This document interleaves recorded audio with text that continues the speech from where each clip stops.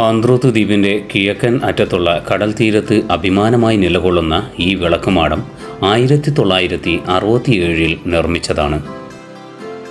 33 metre അഥവാ 108 അടി ഉയരമുള്ള ചതുരാകൃതിയിലുള്ള ഈ ദൃശ്യശില്പം തിരശ്ചീനമായ കറുപ്പും വെളുപ്പും ബാൻഡുകളാൽ അലങ്കരിക്കപ്പെട്ടിരിക്കുന്നു. പ്രകാശ സവിശേഷതകളെക്കുറിച്ച് പറയുമ്പോൾ ഈ വിളക്കുമാടം സമുദ്രനിരപ്പിൽ നിന്നും 35 മീറ്റർ അഥവാ 115 അടി ഉയരത്തിലുള്ള ഫോക്കൽ പ്ലെയിനിൽ നിന്നാണ് പ്രകാശം വിടുന്നത്.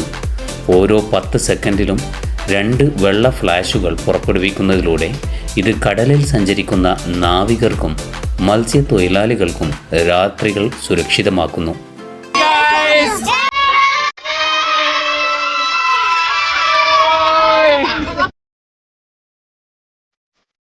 അതിൻ്റെ മുകളിൽ നിന്നുമുള്ള കാഴ്ച വളരെ മനോഹരമാണ്.